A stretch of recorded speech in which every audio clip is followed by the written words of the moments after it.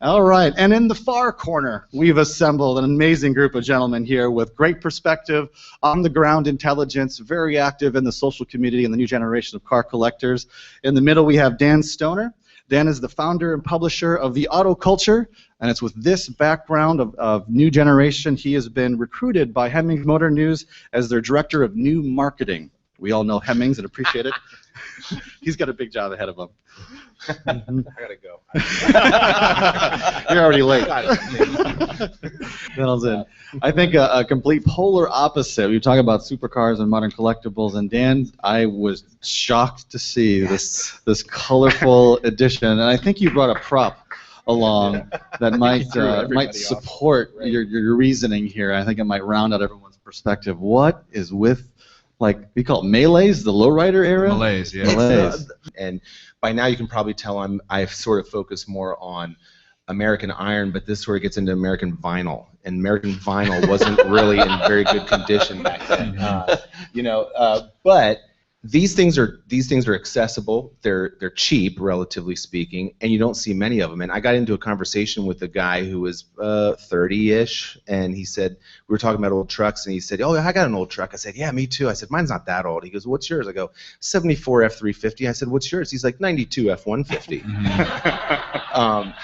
So a guy like that, right? Classic. You know, like, you got air conditioning. So a guy like that looks at a car like this, and not only does he see accessibility, and does he see a great Saturday afternoon at the pick and pool, but he can also customize these things. This is an old car to these kids. These kids. Damn kids. Nolan. Right. You like that, right? Do you like that? Do you like the paint on that one? We'll talk later. Okay. He's still wants a core sample of one. I like it. Right. And I did bring a prop along to illustrate more of this point. If you're looking at me like I'm insane, this will make maybe a little more sense or less, depending.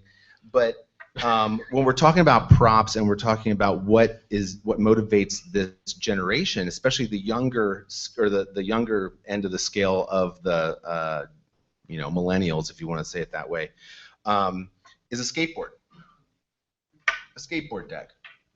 And skateboarding is a huge part. Invented by the boomers, by the way. Just so you know. Yes, that's true. Invented by the boomers. So you got one. And skateboarding has turned into its own culture and lifestyle.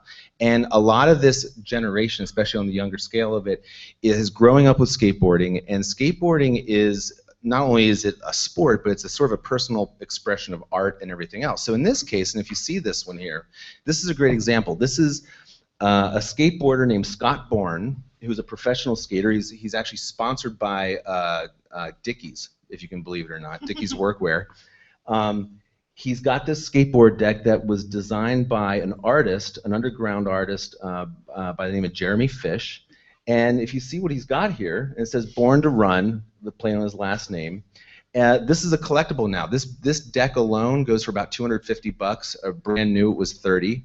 And the influence of skateboarding and skateboard culture directly ties to car culture because of its accessibility and its sort of support of individuality.